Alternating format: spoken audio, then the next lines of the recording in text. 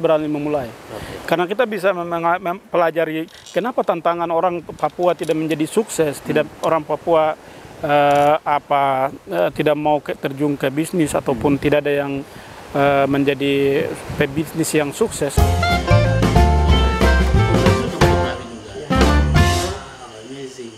Halo semuanya, sahabat-sahabat. Senang kita bisa berjumpa kembali. Hari ini kita kembali bersantai, berbincang santai juga bersama Bung Hanok Pigai dari Nabire, Papua. Dan juga ada hal penting yang dilakukan oleh Kakak Hanok dengan kawan-kawannya juga sangat menginspirasi tong semua anak muda Papua, bahkan Indonesia. Dan yang pastinya kita akan bercerita tentang seputar aktivitas Kakak Hanok di dunia kewirausahaan. Bahkan sampai hari ini Kakak Hanok buat apa? Oke, sahabat semuanya, kita langsung saja. Bung Hanok mungkin sapa buat pemirsa, terus berikan satu gambaran diri Kakak lah tentang misalnya background Kakak bagaimana, Kakak dulu kuliah di mana, supaya pemirsa yang nonton nih, oh abang kita dulu kuliah di sini, asal SD-nya di sini, gitu. Mungkin Kakak coba ceritakan backgroundnya Kakak sendiri dulu supaya. Ya, oke. Halo, semangat pagi. Ya. Senang sekali bisa ketemu dengan Adi Jago. Hormat Kakak. Ya, akhirnya juga. Ya. Mungkin saya kenalkan diri dulu ya. Siap. Nama saya Hanok Harrison Pigai. Biasanya orang-orang panggil saya Hanok. Mungkin saya coba ceritakan pengalaman pendidikan ya. Saya kalau SD itu saya sekolah di beberapa sekolah. 7 sekolah. Kebetulan karena bapak saya itu guru perintis dulu. Jadi karena bapak ini sering dipindah-pindahkan oleh dinas, ataupun karena waktu itu bapak juga sempat mengabdi sebagai guru di bawah yayasan YPPGI. Jadi ketika PSW memindahkan beliau selalu bersedia. Terus orangnya juga menantang. Jadi kalau ketika dipindahkan ke sekolah yang sangat terisolir, itu justru beliau senang yang itu. Jadi beliau ini pernah mendirikan beberapa sekolah yang bisa dibilang memang awalnya beliau sendiri yang rintis sekolah itu.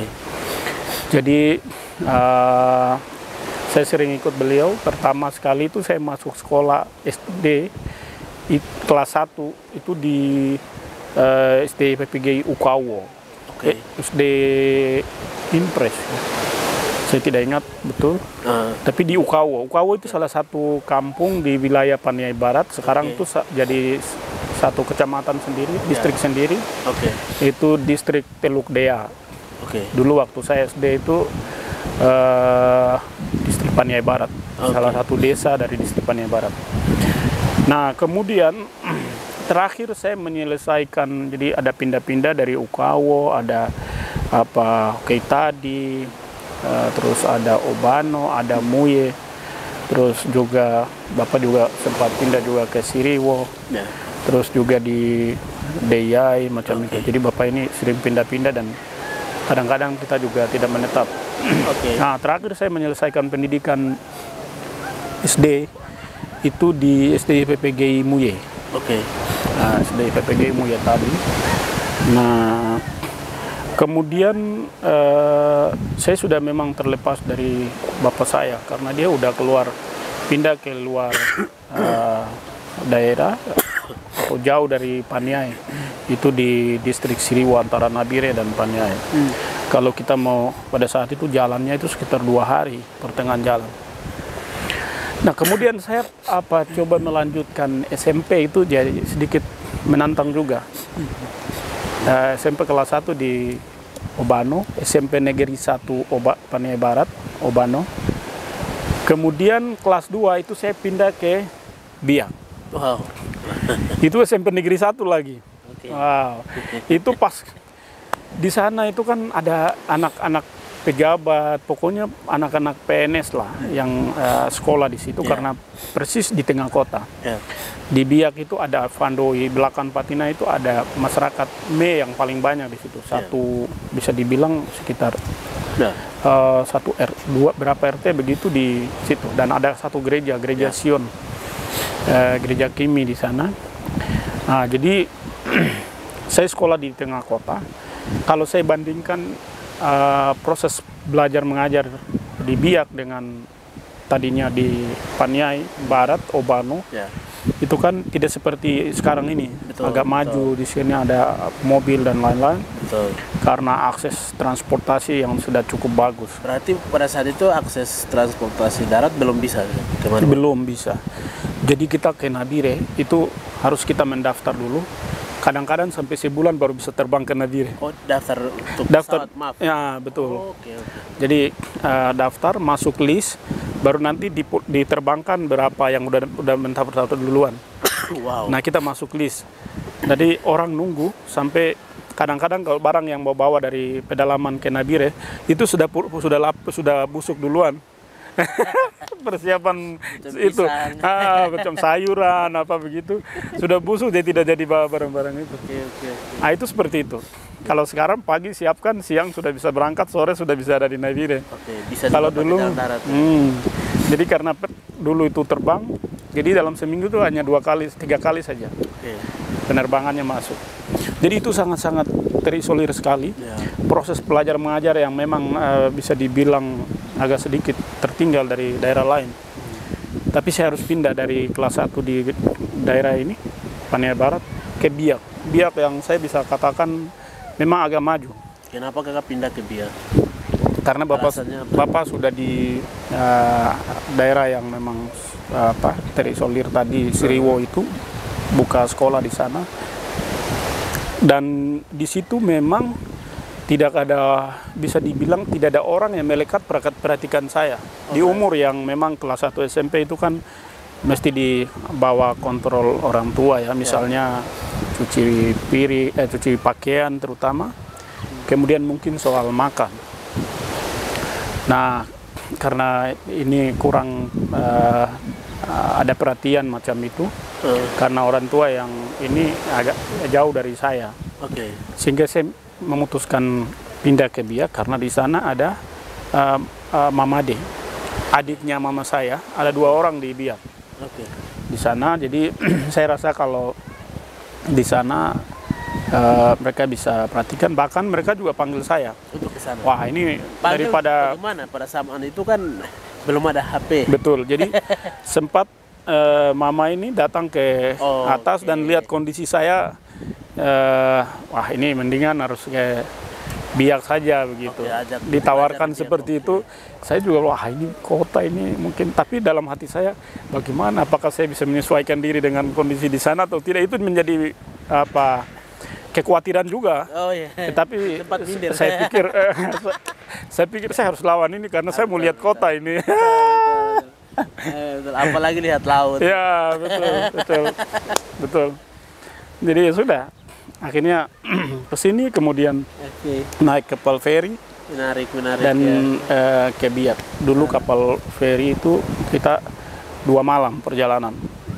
Tadi sama Busa, pelabuhan sama Busa, kemudian singgah di Waropen, baru di Serui.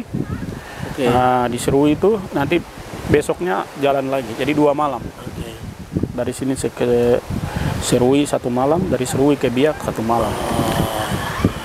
Nah, itu itu pengalaman SMP-nya. Nah, kemudian SMA ini biasanya kan orang di pedalaman di atas, mungkin juga di Wamena. Itu orang kalau SMP di Wamena atau di Norotali, itu kan SMA-nya dia mesti keluar kan. Kalau saya tidak. SMP di sana, justru SMA kembali ke Norotali. SMA Negeri 1 Paniai Timur. Tapi saya lihat SMA itu agak cukup maju ya. Karena apa guru-gurunya itu Gurunya lengkap, lengkap, ya? ada kimia apa, jadi campuran, ada dari Luar biasa. Gorontalo, ada juga dari Jawa, dan ada masyarakat juga. Tapi kita punya orang-orang yang betul-betul mereka pendidikan ke Pura, ada yang dari ke Jawa macam itu.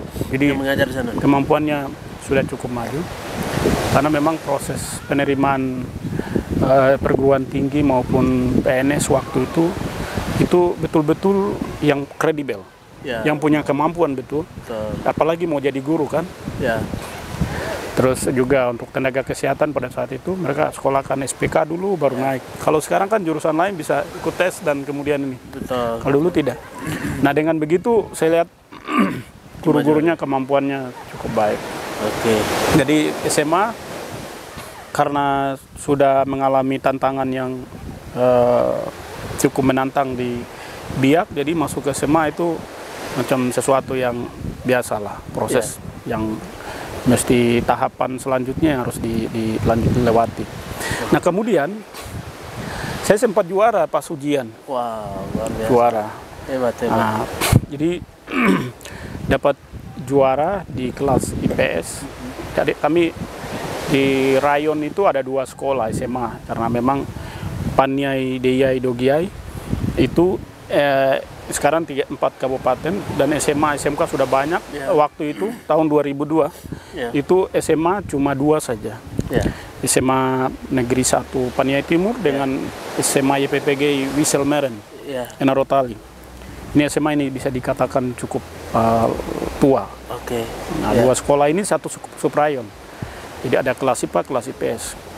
Nah, 2 kelas ini, angkatan ini saya dapat juara. Wah, Nah, hebat. ya itu syukur, bukan karena hebatnya saya, tapi mungkin Ya. ya campur tangan Tuhan ya. Betul. Ya. Di juara, kemudian Itu kakak juara apa? Matematika, fisika atau apa? kelas IPS. Oh, kelas fisika. Kelas IPS itu, jadi di 2 sekolah di rayon itu diumumkan, oh ya dapat juara umum. Waktu itu mereka sebutnya juara umum Ya. karena 2 sekolah, satu sprayon. Jadi ya saya dapat juara umum untuk yang kelas IPS dari 2 sekolah itu. Wow. Nah, tapi kita sudah tes untuk masuk ke perguruan tinggi. Jadi ada beberapa sekolah, salah satunya Unipa. Waktu itu kita lihat ada brosur baru karena 2001 2002 itu Unipa jadi universitas. Oke. Jadi ditawarkan. Lalunya Paperta. Oke. Jadi kita dapat brosur itu tawaran, di sana juga diterima. Kemudian Uncen. Nah, terus kita sempat tes yang CITS UGM. Oke. Ini program ini hanya D2 komputer macam itu. Oke. UGM di Jogja.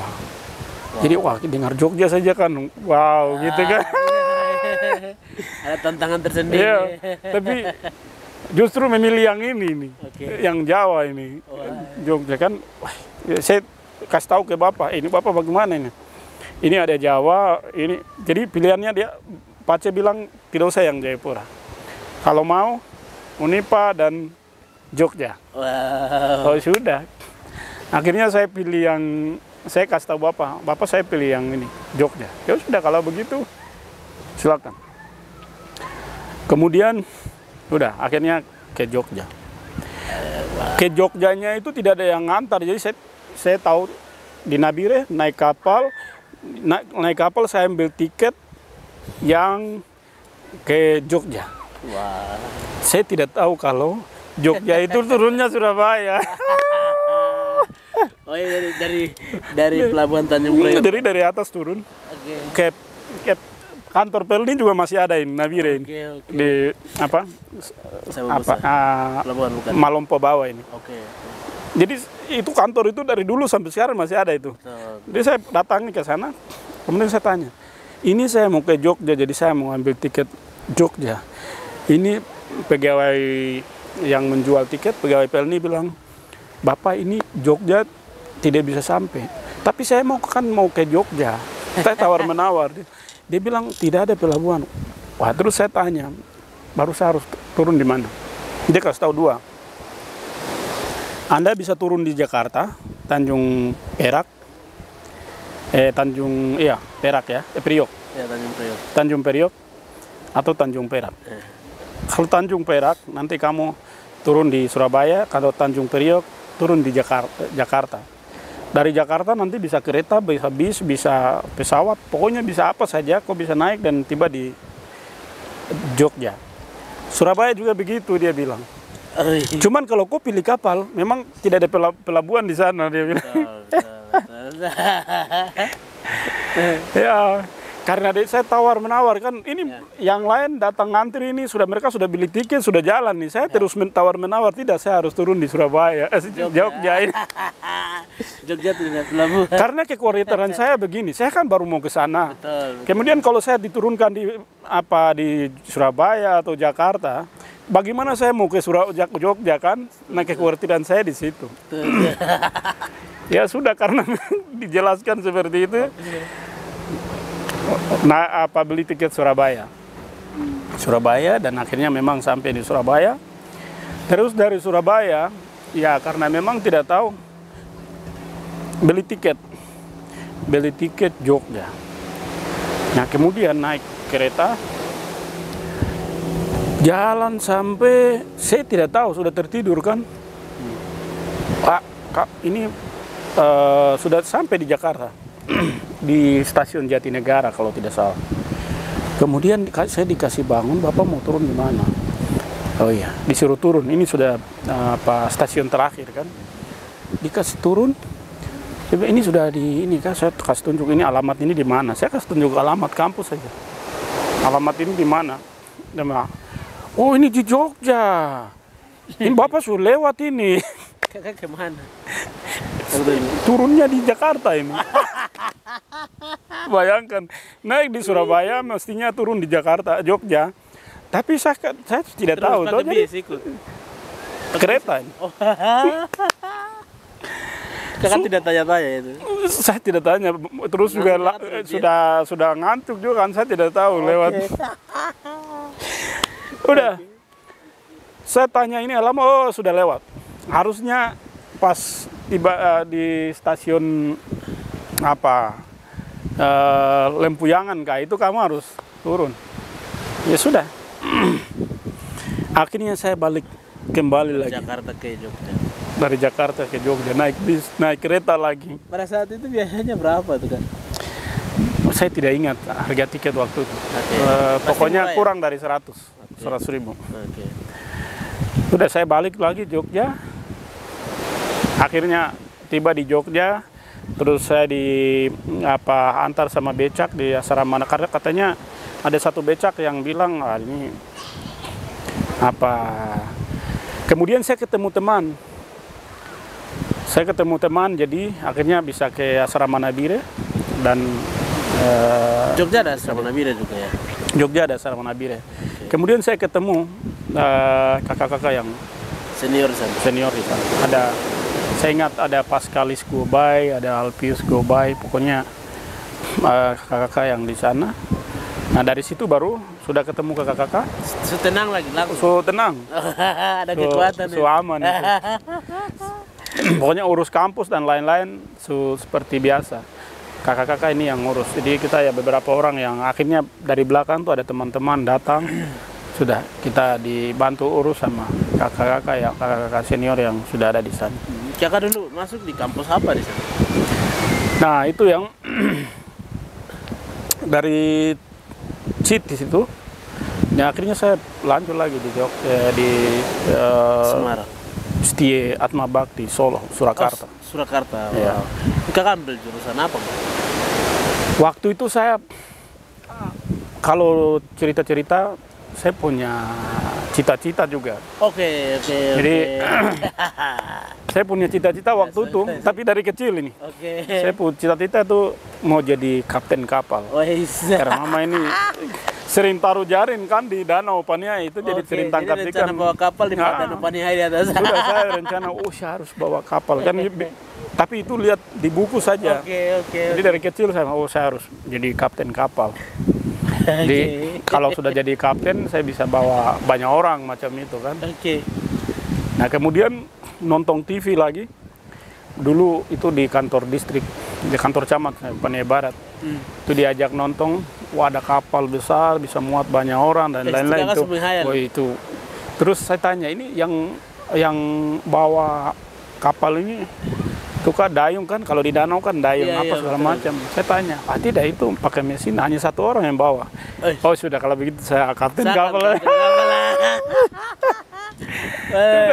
Itu kapten kapal. Terus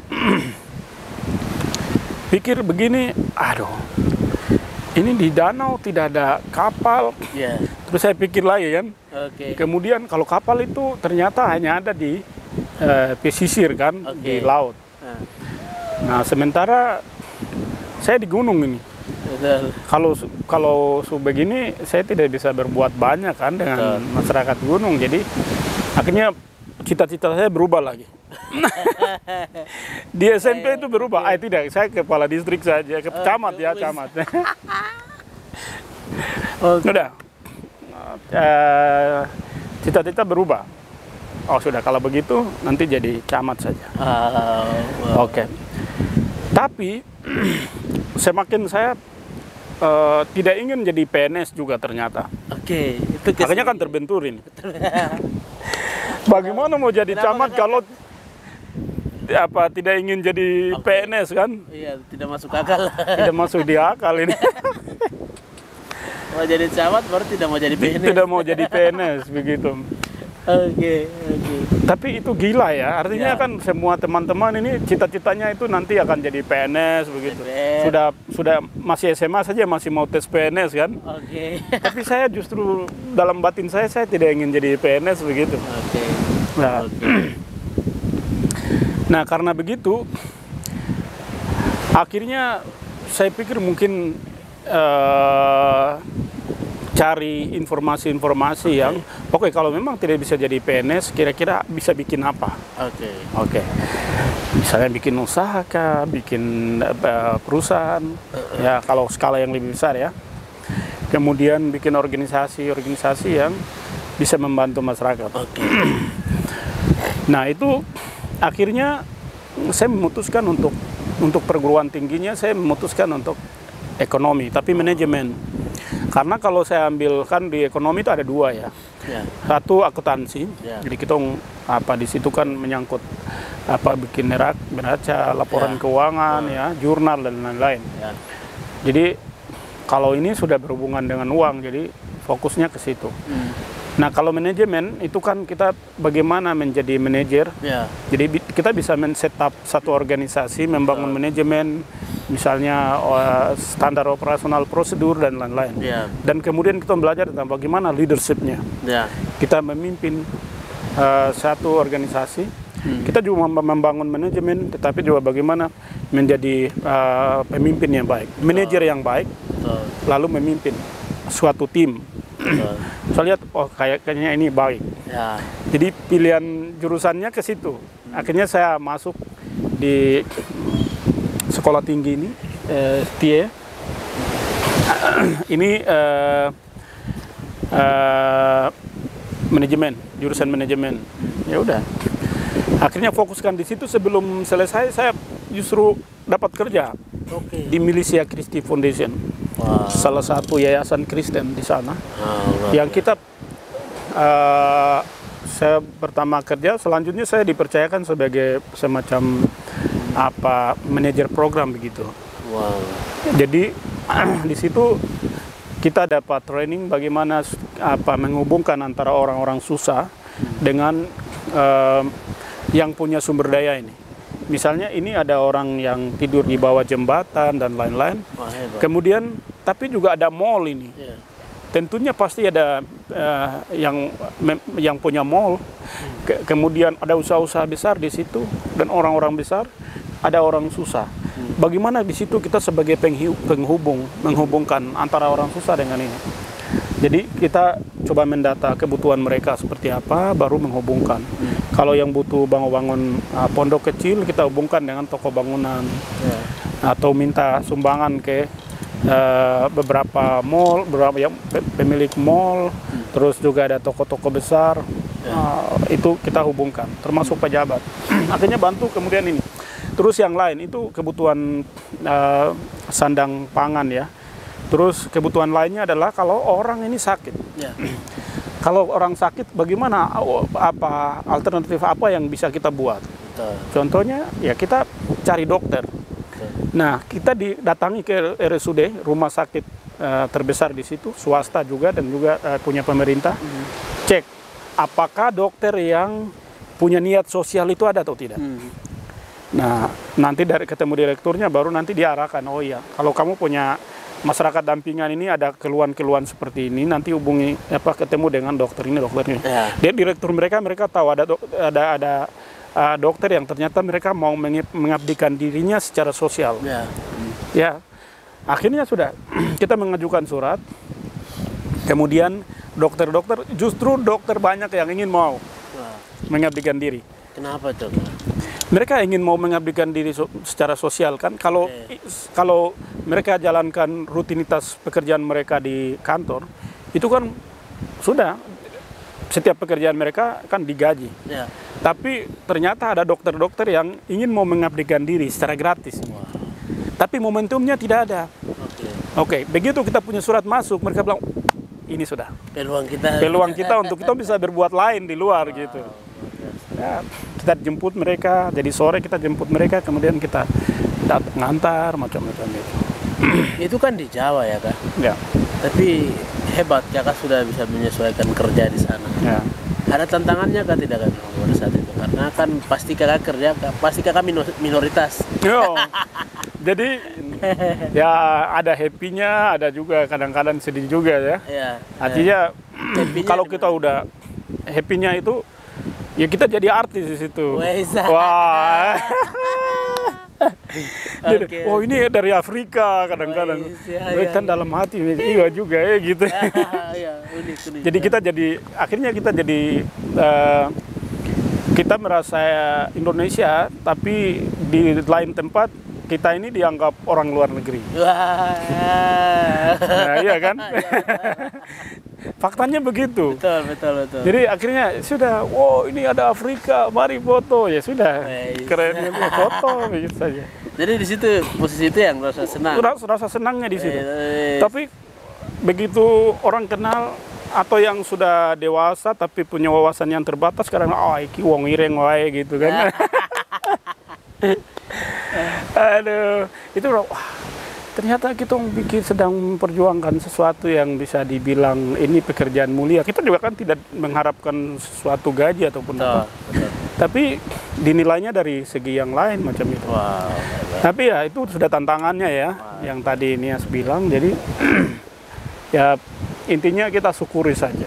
Karena setiap perjuangan ataupun pekerjaan itu pasti ada baik buruk, tantangan itu biasa. Akhirnya yang saya pikirkan itu, kalau saya punya pengalaman di Jawa, itu kemungkinan besar saya punya banyak peluang bisa melakukan sesuatu di Papua. Betul, bijaksana sekali.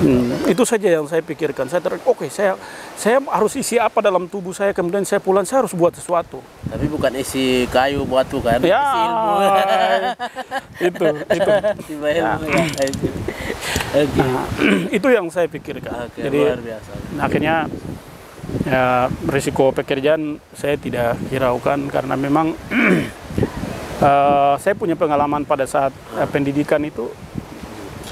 Saya masih semester 1. Dulu tidak ada HP ya, sarana komunikasi ini kan tidak ada. Sekarang kan sudah semakin canggih. Narotali mau hubungi Jawa tidak bisa, Jogja tidak bisa. Jadi orang Narotali turun ke Nabire. Dulu depan Tugu Roket itu ada Telkom. Di telepon genggam, wartel dulu. Jadi orang ke situ baru bisa telepon kami. Dari Narotali turun pesawat baru bisa telepon. Itu pun telepon lewat asrama. Jadi biasanya itu sistemnya begini. Para orang tua ini telepon hari ini nanti titipkan. Hari Sabtu saya akan telepon. Jadi dalam seminggu itu teman-teman kalau kita sempat ketemu ikatan baru dikasih tahu. Itu ada titipan berita dari orang tua kamu sudah turun Nabire. Nanti dia akan hubungi kamu. Jadi tanggal sekian hari Sabtu jam sekian kau harus standby di sini. Oh itu standby itu kayak macam kita tunggu Tunggu, antri ya. Jadi saya punya pengalaman tadi, itu pas di seminggu yang lalu, itu ada telepon di asrama. Ya. Itu dari kakak laki-laki ya, suaminya kakak perempuan saya. Dia seorang perawat begitu, mantri kesehatan. Datang turun dari atas, kemudian nelpon. Nah, tapi teman-teman ini tidak beritahukan saya, karena ini ada informasi yang kemudian mengganggu saya. Jadi sudah itu mereka diamkan saja. Kemudian saya justru dapat surat yang dikirimkan kirimkan pos dari Narotali. Ya. Saya kan tunggu-tunggu. Teman-teman ini sudah registrasi semua ini. Betul. Saya tunggu-tunggu kiriman. Dulu transfer tidak ada karena bank kan orang tidak banyak mengenal bank juga. Betul. Jadi dulu itu pengiriman wesel pos. Betul. Nah, jadi di kampus itu saya tunggu wesel pos ini masuk. Ke kampus ada surat masuk. Saya senang. Ini uang sudah ada ini. Wesel pos. Karena itu bawa wesel itu bawa ke kantor pos, duitnya keluar. Kalau dulu ya sudah teknologi ini, mandiri online, Bank Papua online kan bisa. Itu kalau sekarang ya. Sekarang Kalau dulu kan memang pakai Telkom. nah, wesel pos. Telpos. Jadi kita dapatkan slipnya lewat surat. Slip ini yang kita bawa ke kantor pos. Jadi kantor pos akan bayarkan sesuai dengan nilai yang ada di situ. Modelnya begitu dulu. Tapi nunggunya itu tergantung pesawat. Bisa sampai 2 minggu, bisa sampai sebulan, wesel ini akan datang. Nah, semakin ke sini semakin dong bilang apa istilahnya itu, kilat kah. Seperti itu yang cepat. Tapi mereka bayarannya besar. Yang akan mengirimkan uang itu dong bayarnya agak besar. 3 hari macam itu, 4 hari. Kayak begitu. Nah, saya datang ke kampus, cek ada surat. Bukannya wesel pos. Wah, ini surat saja ini, saya kecewa dan baca begini, itu berita duka, bapak meninggal. Aduh. Pada tanggal sekian, jadi sebulan yang lalu gitu. 2 minggu yang lalu. Oke, itu tidak ada masalah, tapi saya pulang ke kos, saya jalan, hampir mau jatuh juga. Tapi pas tiba di sana, justru yang tadi dapat telepon di asrama, itu berita duka mereka diamkan. Jadi tidak beritahu saya. Jadi mereka sudah, teman-teman sudah bilang, ini bapaknya Hanok meninggal, pasti Hanok juga akan pulang begitu. Nah, tapi dengan dapat informasi begitu justru meneguhkan saya untuk komitmen bagaimana mencari sumber daya yang kemudian saya harus bisa menyelesaikan pendidikan di sana. Jadi ya sudah, di malam itu saya tidur, tidak makan, sudah masuk ke malam itu. Saya pikir saya punya kesimpulan begini, itu bapak saya yang meninggal. Memang sebagai anak sekolah menggantungkan untuk membiayai dan lain-lain itu pasti sama orang tua ya. Tapi kan saya ini kan punya kaki, tangan, kepala, mata dan telinga. Bagaimana caranya saya fungsikan ini semua untuk saya bisa datangkan uang. Kemudian saya ada di Jogja ini. Tentunya di Jawa itu ada sesuatu yang mungkin tidak ada di Papua. Dan itu bisa menjadikan saya untuk saya coba jualan. Ataupun apapun caranya supaya saya bisa ada uang untuk menyelesaikan pendidikan. Oke. Paginya itu saya mulai list, saya bikin kostum macam ada SD, SMP. SPK dulu, sekolah kesehatan itu. SPK ada SMA Adilu, Tabernakel. Terus di atas yang SMP Wisel tadi, SMA, SMU. Terus di Biak. Sudah. Saya ambil keputusan untuk pulang. Saya dibantu sama kakak satu, Hans Gobay, ada Daniel Gobay. Itu kakak saya yang memang kalau ada masalah saya akan ke mereka. Nah, jadi saya ke mereka bantu saya, kemudian ikatan juga membantu untuk saya harus pulang. Saya pulang, saya coba kumpulkan sedikit-sedikit untuk mau kembangkan yang tadi. Akhirnya, sebelum teman-teman justru yang cerita saya anak DPR, anak kepala dinas dan dulu waktu ke Jawa tidak main-main juga. Yang pasti akan main-main itu orang-orang tua yang memang berhasil dan punya pendapatan. Betul. Biasanya itu ada anak DPR, anak kepala dinas, anak guru. Ya, itu minimal itu anak guru yang ke Jawa. Kalau sekarang bisa, ini kan banyak ada dana desa, dana ekonomi ini segala macam, jadi bisa. Nah sekarang anak-anak pejabat ini justru memang saya lihat itu bukannya saya mau ini ya menjatuhkan, tapi karena ini kan situasinya sama dengan sekarang, ketergantungan kan, orang tua kan ada, jadi susahnya apa, jadi uang kirim tuh kadang-kadang foya-foya. Tapi kami lebih fokus bagaimana membiayai ini. Jadi saya dulu waktu pulang itu selain yang jualan kostum-kostum dan ada juga cetak buku bahasa Me, saya cetak ulang lagi. Ini buku-buku sekolah minggu. Kemudian tulisnya siapa? tulisnya itu orang-orang tua yang tulis, tapi saya coba perbarui, cetak ulang lagi. Cetak ulang hampir setiap saya kerjasama dengan klasis. Jadi akan selalu bagi ke gereja-gereja itu ada yang sampai 50, ada 100. Kalau saya dapat misalnya 20.000 kali sekian ribu, misalnya 1.000 yang saya cetak, 20.000 kan sudah lumayan. Bahkan saya bisa dapat 10 juta macam itu. Selain yang kostum. Nah kemudian saya kalau pulang ke Jawa, kalau dari Jawa ke sini saya jualan di atas kapal, rokok lah apa segala macam. Nah kalau dari sini pertama ini saya mulai jualan di atas kapal itu saya di sini beli jeruk, beli jeruk karung-karung, kemudian kasih naik kapal. Saya selama ini tidak jual. Begitu lepas dari Sorong saya mulai jual, pindahkan di ini, di kantong-kantong baru jual. Di pengalaman pertama ini cukup punya cerita. Dibagi 5.000 per kantong. Pertama saya berdiri, ini sudah gemetaran. Saya coba jalan tapi saya kembali. Aduh ini bagaimana ini? Tapi saya juga pusing. Wah ini uang yang saya mau registrasi kan saya sudah beli tiket, sudah beli jeruk juga ini kan. Ini bagaimana ini? Saya pikir sudah apapun ceritanya saya harus beranikan diri. Saya coba jualan, sudah lewat dari beberapa kursi. Ini setelah makan saya jualan. Bagi makan di atas kapal. Jual, ada yang panggil. Ada itu jeruk jual kah? Iya, jeruk Nabire. Wah, enak itu. Sudah ini di tangan ini ada sekitar 5 kantong. Yang di tangan habis. Uang semua masuk ini. Oh, sudah itu semangat muncul. Semangat wirausaha muncul. Semangat.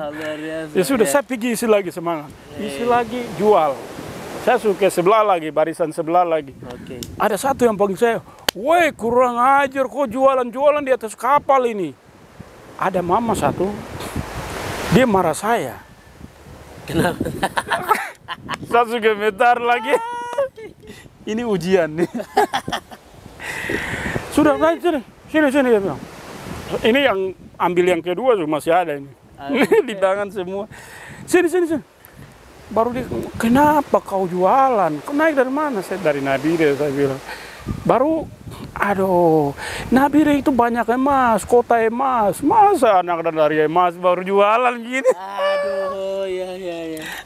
Aduh, itu saya sudah grogi ini. Aduh, sudah. Begini,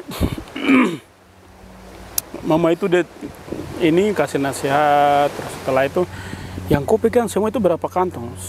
5, 10 kantong, mama ambil. Wah. Ini mama kayak sepertinya orang Ambon. Dia mama bilang, saya ceritakan saya punya bapak begini, saya kuliah di Jawa, apa semua. Kok kuliah di Jawa? Jadi dia semangat. Jadi sepertinya mama ini mau uji saya saja. Jadi mama ini sudah. Setelah dia bilang begitu, 5 kantong, 10 kantong mama ini ambil.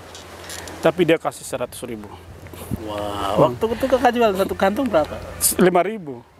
Itu berapa itu? 5.000 kali yang 55. Ya cuma 50.000. Tapi mama ini kasih 100.000. Langsung. Dia bilang, adek hebat. Pokoknya jangan ini gantung sama orang tua. Tapi dia dapat cerita. Kalau bapak saya kan tidak ada. Mama masih ada. Oh ya sudah. Kamu harus berjuang sendiri, kamu harus selesaikan ya. Mama kan suruh ini. Bapak sudah tidak ada bapak, jadi kau harus berjuang. Mama ini kasih nasihat begini, oh sudah. Itu kakak tambah semangat. Sudah tambah semangat. Oh itu sudah. Itu sudah ada peluru-peluru. Ya sudah. Akhirnya kita waktu itu kapalnya itu lewat Ambon. Ambon, setelah itu ada masuk ke Bau-Bau, baru beberapa pelabuhan, jadi ke Makassar. Sebelum ke Surabaya, itu jeruk sudah habis berapa karung tuh. Saya lihat begini 3.800.000 duit dari hasil itu. Jualan. Saya beli jeruk itu cuma sekitar 600.000 saja. Bayangkan. Ini sudah jalannya ini saya pikir. Itu kakak mulai semangat. Semangat. Akhirnya setiap 6 bulan saya harus pulang. Orang cerita 6 bulan dia harus pulang. Tidak penting. Kecuali saya gantungkan biaya kapal lah segala macam. Kalau saya minta ke orang boleh. Ya. Jadi saya tidak penting. Betul. Setiap 6 bulan Bijak. saya harus pulang. Untuk berjuang saya harus selesai gitu. Betul. Saya harus pulang. Begitu mau selesai saya sudah kerja. Justru saya sudah punya mobil. Emang. Selesai. Hebat, Gitu. inspirasi banget. Ini perjuangan jadi. Luar biasa. Ya karena sudah ada pengalaman-pengalaman begitu, saya mulai kembangkan juga di Yapkema, Yayasan Pembangunan Kesejahteraan Masyarakat.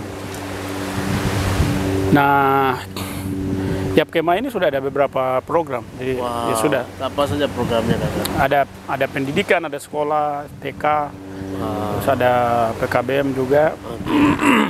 Terus ada kita punya aktivitas ada di Dogiai, ada di Paniai, di kantor pusatnya di Paniai. Sebenarnya ini didirikan oleh orang tua ya. Oke. Tapi ya begitulah bikin saja kemudian tidak mengerti jadi. Oke. Saya coba bikin SOP-nya kemudian karena saya ada pengalaman di Yayasan Militia Kristi Foundation itu. Pengalaman ini yang saya coba membangun manajemennya, bikin SOP dan lain-lain. Kemudian bagaimana meng-hire, menerima karyawan yang teman-teman yang betul-betul kalau diajak kerja bisa. Ya. Minimal kalau kita mau cari teman itu kan yang penting dia bisa ambil data, kemudian olah data dan kita melaporkan. Ya itu saja dulu. Kita coba itu. Coba aktivitas, kemudian kegiatan-kegiatan kita itu coba kita bikin laporan.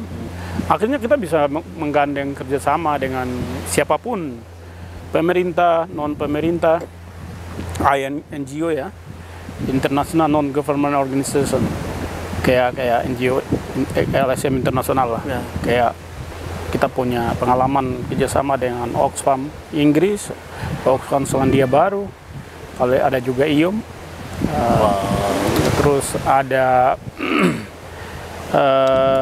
sekitar 9 organisasi yang dari organisasi internasional sekitar 4 ya 5 kan. Sekarang ada kerjasama outside juga pernah, Australian International Development juga kita pernah kerjasama, ada program HCPI untuk penanggulangan HIV/AIDS. Itu. Terus sekarang ini kita sedang kerjasama dengan teman-teman Ekonusa. Terus itu di bidang apa? Ekonomi? Iya, pengembangan yang pendampingan petani kopi ya. Katanya kita punya beberapa kebun kopi di atas. Iya. Betul. Jadi itu pas setelah saya pulang dari Solo itu kemudian ini berangkat dari tidak putus ini dari yang tadi cita-cita itu. Sampai ada cerita tentang kopi lagi nih. Jadi pas pulang itu di satu waktu itu Yapkema ini harus membuat SP, strategi planning. Di strategi planning itu kan kita coba analisa apa yang kita bisa buat. Kita mengecek kemampuan diri lembaganya, ya. Kemudian bagaimana kapasitas masyarakat. Kemudian apa yang kita bisa lakukan untuk meningkatkan kapasitas masyarakat ya, ekonomi, pendidikan maupun kesehatan. Tapi kita fokus ke ekonomi itu kita coba analisa justru ada satu yang menjadi menjadi baik untuk dikembangkan. Itu kopi. Wow. Mengapa kopi? Karena pertama komoditi ekspor. Iya, betul. Terus yang kedua itu bisa menyimpan lama. Betul. Kemudian yang ketiga itu kopi ini kalaupun diminum di Paniai ataupun di Mewodide, di Mepago, di Nabire, ya, di Jawa, di Jakarta, maupun kita kirim ke luar negeri, orang akan menyebutkan petaninya dan asal daerah kopi ini. Misalnya kalau kopi Wamena, orang lagi seruput kopinya, wow, it's the best coffee from Papua, makan. Berarti orang sudah sebut nih petaninya dan ini. Dan di situ orang juga akan tahu, wah Papua punya masalah ya. Nanti dia di biji kopi akan bawa cerita dari siapa yang menanam kopi ini dan tanahnya ini ceritanya gimana ini. Kalau lagi tanahnya sedang lagi ada misalnya gejolak ataupun apa, biji kopi akan menceritakan itu gitu sambil seruput. Jadi kalau orang yang mengetahui itu kemudian dia juga menikmati kopi, dia juga akan merasakan yang punya kopi sedang ada masalah begini. Tapi itu cerita lain. Tapi itu untungnya, kakak juga bisa memperkenalkan budaya. Ya, kita dua juga kalau di Enauto kita dua juga minum kopi dari Amerika, kita juga bilang, wah ini datang dari kota besar ini. Orang pastinya di sana, orang-orang di luar negeri minum, pastinya orang akan pikir budayanya bagaimana. Budayanya bagaimana. Terus, wah ini alami. Alamnya nanti ini tanpa pupuk ini. Ditangani oleh orang-orang yang tidak mengenal kopi kimia, ya, formalin dan lain-lain. Tapi ini betul-betul organik. Kemudian baik untuk kesehatan saya. Yang dong pikirkan adalah itu.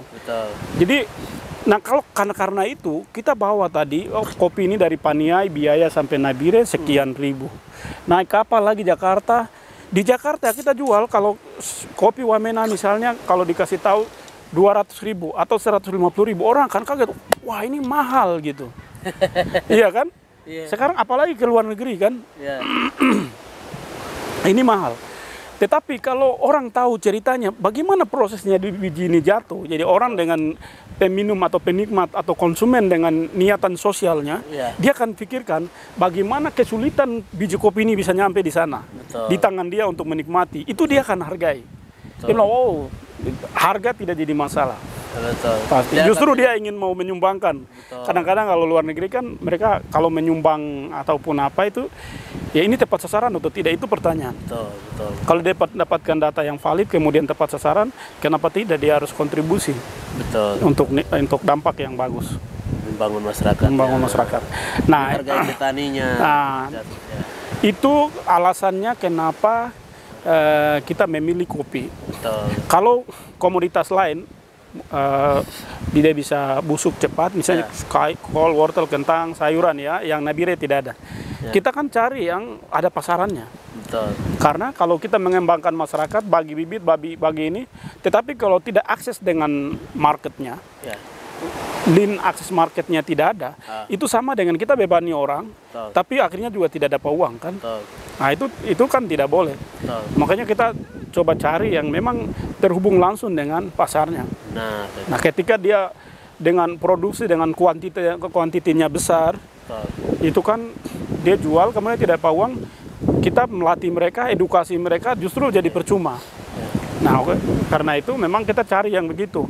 Ada jual barang produk ini justru pasarnya luas. Jadi berapapun produksi mereka, kita mampu membantu pasarkan, hubungkan dengan pasar, hubungkan dengan pembeli, hubungkan dengan konsumen. Nah itu yang akhirnya ya sudah kopi gitu. Jadi kakak memilih usaha kopi langsung. Nah itu prosesnya begini. Jangan langsung ke situ. Gimana coba cerita prosesnya gimana? Itu ceritanya begini. Begitu kita, ini kan ada pohon kopi di wilayah Mepago, itu bisa dibilang sekitar 1950-an. Oke. mulai membudidaya. Oke. Itu Kemudian, masyarakat tanam sendiri. nah ya, jadi diperkenalkan sama para misionaris. Oh, jadi bibitnya dari misionaris. Bibitnya dari misionaris. Kemudian pada saat itu karena ada bau-bau pemerintah Belanda, Oke. jadi ada mantri Belanda. Oke. Ini orang-orang kayak macam insinyur ya. Kalau sekarang udah lalu pas di Indonesia bilang insinyur itu. Ya. Nah, insinyur itu ya mereka yang betul-betul di pertanian ya. Oke. Nah, mantri Belanda ini dia latih mereka untuk menanam pembibitan di Enarotali dulu. Wow. Nah, lalu ambillah penyuluh-penyuluh yang akan menjadi PNS. Ya. Dilatih. Ada satu yang saya masih ingat namanya Adolf Pigai. Ini asalnya dari Dogiai. Ya. Nah, itu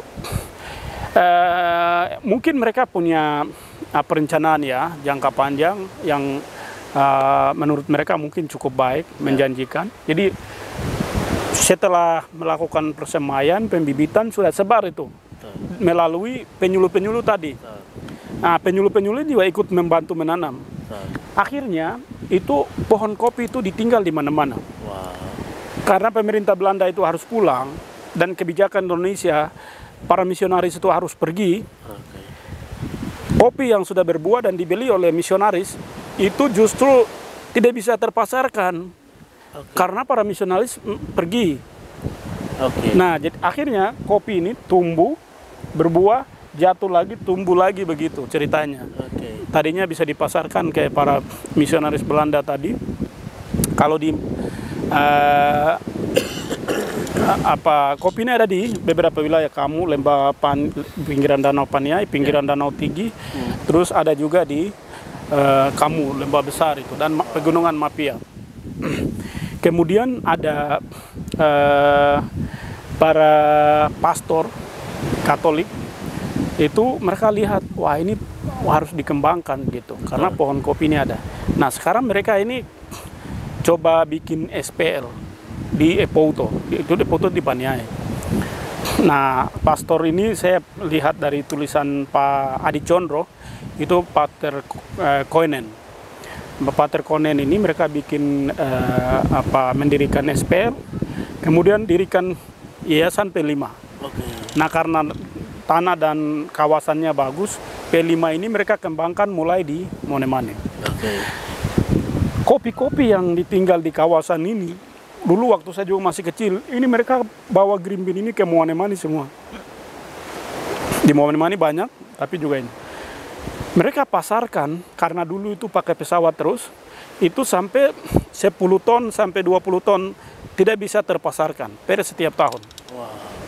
Nah, begitu tadi misionaris mulai keluar dan tidak ada pembeli, itu sudah meninggalkan masalah besar.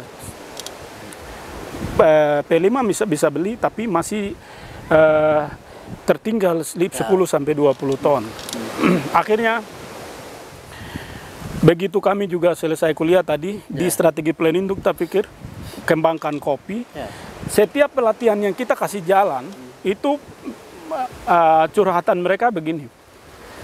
Untuk apa kami bicara kopi lagi? Ini kopi kami sudah tanam banyak-banyak, sudah ini keringat, tapi akhirnya tidak menjadi uang juga ini. Sekarang Hanok dan teman-teman Yapkema ini bikin masalah besar lagi nih, mau tambah masalah lagi. Nah, akhirnya juga kita tadinya visinya bagus, ya kita memikir bikin Enauto itu. Enauto Cafe. Wow. Enauto ini bisa dikatakan semacam fundraising. Ya. Unit usaha yang kalau ada untungnya kita akan kembalikan ke petani dengan cara melatih mereka. Oke. Kemudian kita juga bangun penjemuran. Oke. Karena mereka jemur kopi. Wow. Mungkin kalau ada orang tua di sana di Wamena pernah ketemu pohon kopi. Ya, itu itu bisa lihat. Dia hanya petik berapa kilo saja, hari-hari pagi sampai sore dia bisa tunggu di situ. Betul. Karena kalau hujan rasanya rusak. Betul. Dia kan takut nanti kembali lagi kan. Benar. Nah, ini curhatan berikutnya. Oke, kalau begitu, nah kalau begitu melalui Enauto ini hasil jualan tadi kita bikinkan greenhouse mini. Wow, Dan sekarang gerakan ini jalan. Jadi petani-petani yang ada kopi itu kita ya tahun ini kita bangunkan sekian, tahun berikut berapa. Terus kita juga training. Terus kita juga kalau ada keuntungan sedikit, ya itu selain operasional ya, kita operasional, transport dan lain-lain. Itu. Nah, selebihnya ya syukur-syukur kita bisa koneksi dengan teman-teman lain tadi seperti Ekonusa dan lain-lain. Mana yang bisa kita tangani, mana yang dibantu oleh teman-teman. Akhirnya kopi di bawah inisiatif. Jadi ada beda ya, terpisah. YAPKEMA adalah organisasi sosial, ya. Jadi itu kegiatannya itu adalah non profit. Enauto ini adalah ya profit. Ya, betul. Ya, orang biasa bilang itu bisnis sosial. Ya, betul. Jadi kita bisa membantu masyarakat memecahkan masalah tadi. Betul. Dan bilang ya mau latih apa ini kami sudah ini tidak ada pasaran dan lain-lain. Melalui Enauto fasilitasi karena YAPKEMA tidak bisa beli-beli. Kalau sudah masuk ke bisnis berarti bukan ranahnya lagi. Bukan organisasi non profit lagi. Ya. Nah, kalau mau begitu kan mau CV atau badan usaha kan. Akhirnya Enauto ini menjalankan kegiatan-kegiatan yang sifatnya bisnis. Tapi profitnya, keuntungannya, income-nya itu kalau lebih dari operasional hibahkan ke YAPKEMA dalam bentuk kegiatan sosial, pelatihan atau kita juga bikin mesin beli gergaji, mesin pangkas dan lain-lain untuk petani di Paniai di Dogiai, termasuk greenhouse tadi, rumah penjemuran. Luar biasa. Nah, itu yang kita coba lakukan dan Enauto ini kita udah kemana-mana. Setiap event ya. Kemana saja? Jakarta tahun 2008 kalau share di Google itu di Detik maupun media-media nasional sudah meliput. 2017-18 itu kita menang 13 provinsi lomba. Papua keluar sebagai juara, itu yang dibawa oleh Enauto. Wow, juara satu. Juara satu. Wow, ini kopi terbaik. Sekitar 3.000-an pengunjung yang datang rasa itu menjatuhkan pilihannya ke kopi ini. Wah, kan, jatuh cinta itu langsung. Kebanggaan itu ya. Ya, luar biasa. Jadi akhirnya masyarakat hari ini sudah semangat untuk membudidaya kopi ya. Betul. Memang kalau untuk semangat dan tidak itu juga kita punya tantangan sendiri. Tantangannya seperti apa? Tantangannya mungkin dari masyarakat, mungkin pesisir juga ya. Semua masyarakat Papua ini begitu sudah ada dana desa, otsus dan lain-lain itu kan yang sifatnya kerja-kerja fisik ini agak sulit ya. Di umur kita, orang tua kita kan sudah memang terbiasa kerja. Kalau kerja menanam dan lain-lain itu tidak semua tertarik, itu persoalan. Tetapi karena yang tadi bisa ekspor, bisa jual, harganya bagus dan lain-lain, itu menjadi ketertarikan sendiri. Akhirnya ini kita dorong, kita juga bikin sekolah kopi. YAPKEMA bikin sekolah kopi. Ada sekolah kopi juga. Jadi anak-anak yang putus sekolah kita sosialisasi dan tertarik, kita rangkul masuk di situ. Kemudian kita sekolahkan di situ. Sekolahnya di mana? Materi praktek. Kita bikin sekolah ini kita tempatkan di Dogiai. Di Moanemani, Idakoto, Kampung Idakoto. Berapa jumlah siswanya sekarang? Kita buka waktu itu penerimaan sekitar 30. Yang berhasil itu sekitar 13-an. Itu sudah punya berhasil atau bagaimana? Mereka kita punya modul 3 di situ. Modul tentang budidaya. Yang kedua modul tentang proses pasca panen. Begitu sudah merah, kulitnya jadi teh. Terus bisa jadi teh kulitnya? Bisa, sebentar minum ya. Kebetulan saja saya ada bawa turun kemarin. Menarik, itu harus coba. Nanti kita akan coba di Enauto ya. Siap. Jadi kulitnya jadi teh, kemudian bijinya kita bisa proses. Jemur dengan kulit itu disebutnya natural proses. Jemur dengan getahnya disebutnya itu honey proses. Jemur kalau semalam, sore sebentar, contoh. Hari ini kita petik sampai jam 12, kita kupas, sore kasih masuk di air putih, kemudian diamkan 24 jam, pagi sudah kasih keluar getahnya, jemur itu full wash. Kita punya modul yang ketiga itu tentang bagaimana mengenal diri sebagai orang Papua, tanah Papua, kemudian dia juga mengerti terhadap perubahan iklim, climate change. Betul. Nah, kemudian apa yang dia harus buat untuk merespon Ya. perubahan iklim yang sedang terjadi itu. Terus karena dia sebagai orang Me itu mengajarkan Oda Wada sebagai pondasi ekonomi rumah tangga. Betul. Nah, Oda Wada ini kita bungkus dalam sebuah pengetahuan juga kita bungkus dalam satu modul juga. Wow. Jadi kita punya tiga modul ini. Wow, luar biasa, inspiratif. Dan ini juga memang kita inginkan model ini kita mau coba terapkan di daerah lain, misalnya di Lapago. Terus juga mungkin juga teman-teman pesisir kalau misalnya ada teman-teman yang kemudian ingin mau mengembangkan anak-anak muda Papua yang kemudian tertarik untuk mengelola tanah Papua yang subur ini, apa yang bisa dikembangkan? Ini hanya sebagai tools, sebagai alat untuk memandu mereka. Sementara modulnya nanti tentang pengolahan rumput laut kah ataupun apa, tapi dia punya modelnya. Itu bisa dibikin seperti yang sekolah kopi tadi. Misalnya kalau Lapago bisa saja langsung kita bikin model ini ke sana. Sekolah kopi karena di sana masyarakat Wamena. Nanti dengan saya. Nah, itu. Akhirnya kita punya niatan kecil itu bisa kita kembangkan dengan dampak yang besar. Amin. Karena Yapkema tadi itu juga punya motonya seperti itu. Dengan tindakan kecil untuk harapan perubahan yang besar. Luar biasa. Seperti itu. Mungkin karena ini kan bicara wirausaha, ini kan kadang kita orang Papua itu kan kadang menjual kios apa kan langsung mati. Untuk sikap ini supaya kebiasaan ini biar berkurang, hal apa yang kakak mau kasih tahu kepada lebih khusus kita orang Papua? Ada satu hal ya dari beberapa hal yang lain. Pertama itu menentukan sikap dan fokus yang tepat. Kalau ketika ini bisnis, tangani ini secara bisnis. Kalau urusan keluarga nanti di rumah. Misalnya kasih sayang ini karena keluarga kasih dan lain-lain itu di rumah. Kalau yang bisnis, kelola tangani secara bisnis. Kalau dia semakin berkembang, ya bikinkan dia punya manajemen yang bagus.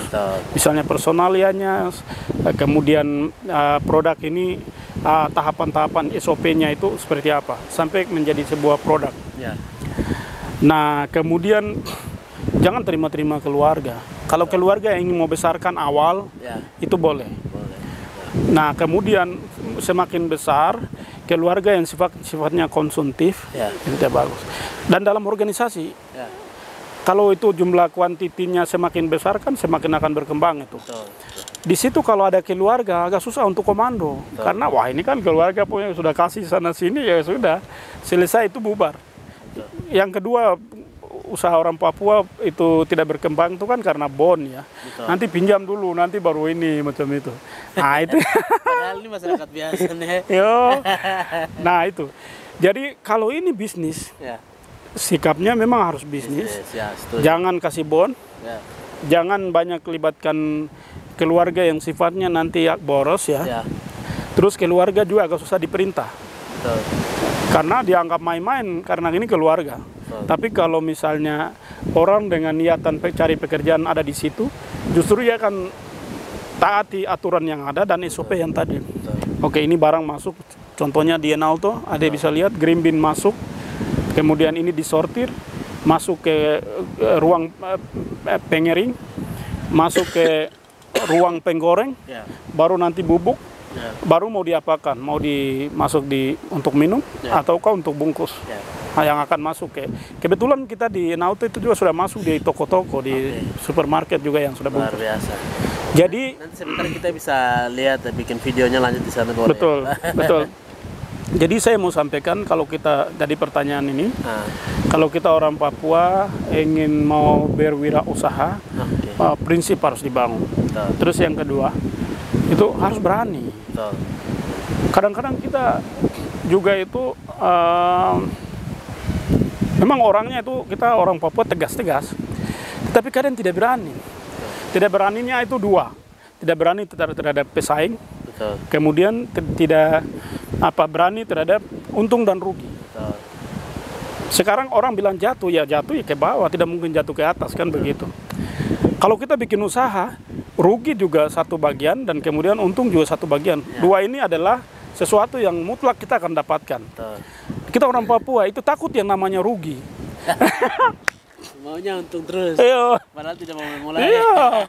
Itu baru jangankan ini. Kalau orang dari luar, misalnya teman saudara-saudara kita dari Bugis, Buton, Makassar atau Jawa, itu bisa sampai 50 juta ataupun mungkin 10 juta, dia bisa hancuran habis karena dia rugi.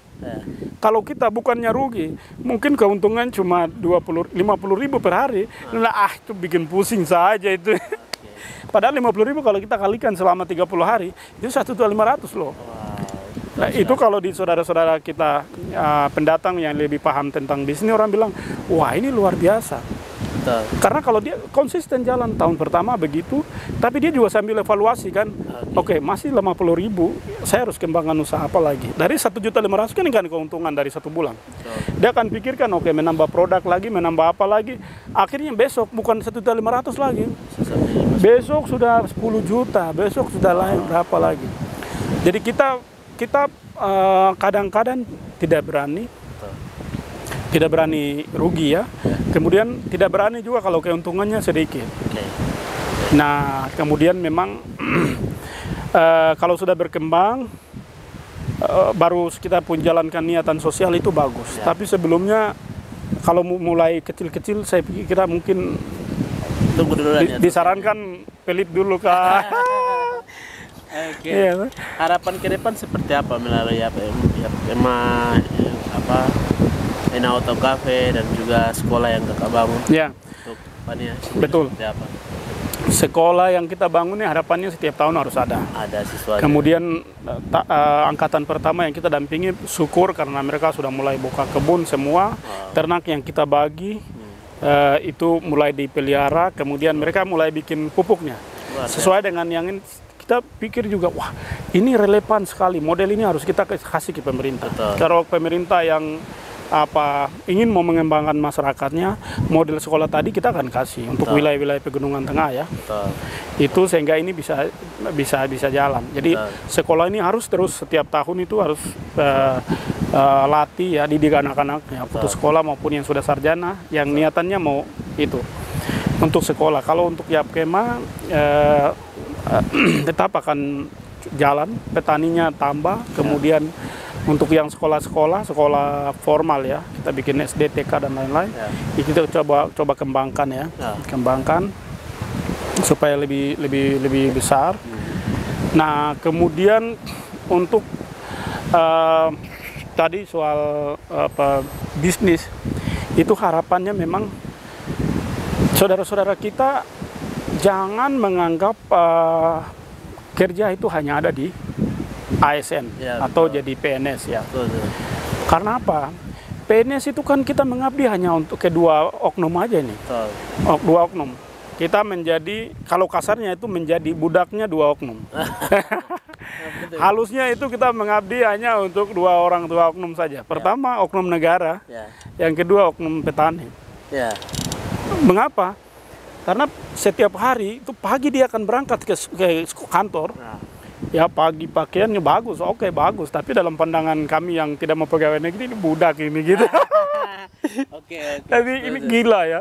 Kalau teman-teman yang sudah PNS dengar begini kan kurang bagus. Nanti di delete saja. Jadi kan dia dengan ini datang kan. Datang harinya kalau tempat-tempat yang memang aktif. Itu dia akan mengabdi pagi sampai sore baru dia pulang. Pulang itu dia akan makan makanan yang disajikan oleh masyarakat petani tadi. Oke, jadi hasil kerjanya untuk negara. Yang kedua, hasil dari negara kasih misalnya gaji untuk dia cari untuk petani tadi. Masuk kakak. Nah, lalu pendapatannya itu tidak bisa dia setel. Ya dia di setel oleh negara karena dia diabdikan di situ. Hutangnya semakin meningkat. Semakin besar jadi itu bagus gitu. Jadi dia tidak bisa setel. Bahkan begitu saya cerita kalau saya di luar pada saat saya sempat saya training para ASN. Itu begitu saya tayangkan foto di Paris, karena kita pernah ke Paris dan ini, ataupun ke Belanda, begitu tayangkan, dia bilang, saya kasih tahu kamu PNS tapi belum sampai ke sini. Sampai ada yang menyesal, kenapa kita jadi PNS ini? Itu sudah jalannya Tuhan dan pilihan hidup. Ya, itulah. Jadi kita kalau sebenarnya kan kita sebagai orang Papua itu banyak peluang yang bisa kita ambil. Betul. Tapi ya berani tadi, harus berani memulai. Karena kita bisa mempelajari kenapa tantangan orang Papua tidak menjadi sukses, tidak orang Papua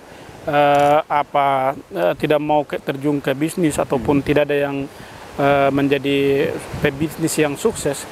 Itu kan kita sendiri belum mengalami ke situ. Kalau kita sudah mulai di situ, berani memulai, kita akan tahu, oh kita bisa memetakan, oh ini ada masalah di sini.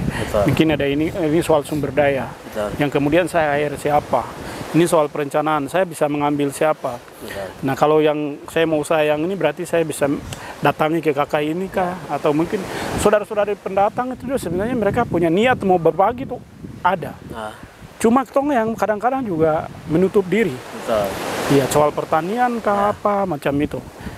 Jadi niat berbagi itu ada, cuman karena kita tidak menantang diri kita untuk mempelajari sesuatu yang baru. Nah, ketika kalau kita berani, tadi modal berani itu ada, kita akan list kira-kira yang ini saya bisa dapat dari mana, yang ini saya bisa dapat dari mana, tapi jadi mudah. Mulai. Itu pasti bisa. Wow, mungkin perbincangan kita mungkin sampai di sini dulu ya, Bung Anwar. Terima kasih. Mungkin pesan terakhir buat seluruh warga Indonesia bahkan Papua seperti apa dari kakak sendiri sebagai anak Papua yang sudah terjun di kewirausahaan? Ya, kalau pesan saya itu untuk anak-anak muda Papua, saya biasanya itu lebih banyak cerita dengan anak-anak muda. Jadi anak-anak muda di wilayah Mepago ini lebih khusus. Itu datang, aduh kakak kita mau bikin ini, bikin itu, sampai saya support. Dan Enau itu jadi tempat untuk kita saling dukung, saling cerita, dan ini tempat untuk kita diskusi. Jadi pesan untuk anak-anak muda, jangan takut. Pertama, jangan takut dengan kondisi di luar, tapi memberanikan diri mengambil keputusan untuk memulai sesuatu yang baru. Jangan selalu mentok-mentoknya lari ke PNS. PNS jadi segalanya. Ini kan yang membuat kita sedang ada bermain di satu dunia atau satu tempurun kelapa yang kita tidak melihat dunia lain yang sebetulnya bisa membuat berkembang. Bisa kita melibatkan teman-teman lain atau saudara-saudara lain, kita buka lapangan kerja, kita yang buka nih lapangan kerja, bukan PNS menjadi alternatif, tidak, tapi kita yang buka lapangan kerjanya. Kemudian kita meng-hire anak-anak muda yang nganggur, kita mulai sama-sama saling dididik, dan kita membangun usaha ataupun lembaga ataupun organisasi, apapun yang sifatnya mengembangkan diri, mengelola tanah ini, dan kemudian ada produk, dan itu bisa dibeli oleh saudara-saudara pendatang, atau kalau bisa keluar. Barulah ini adalah hasil kreasi anak-anak muda dari Papua. Ini produk dari Papua. Ini kan akan kemudian mengubah mindset orang di luar sana bahwa orang Papua itu tidak bisa, orang Papua itu anak konsumen di atas tanahnya mereka dan lainnya. Kita mengubah.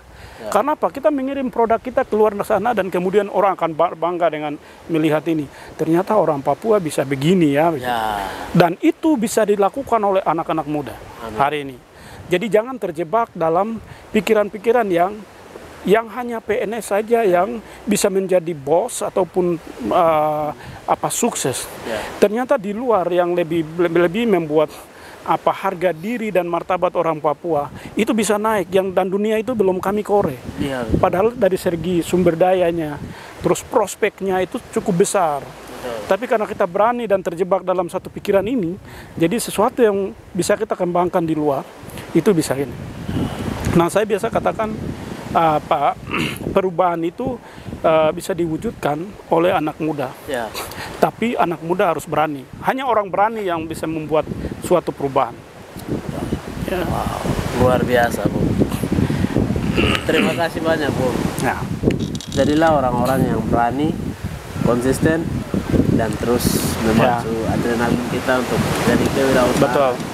Dan jangan jadi orang yang suka konsumen sejati ya. Jadilah orang yang pekerja keras. Dalam Alkitab sendiri sudah bilang bahwa orang yang pekerja keras mendatangkan Ya, harta Hasil. hasil yang lebih besar. Ya. Terus orang yang pemalas mendatangkan kemiskinan. betul. Tapi Terus itu lihat mana begitu. mungkin satu pesan lagi, Ya, sorry. siap, Kakak. Sebelum ending, Siap. pesan yang tadi buat saudara-saudara pendatang ya.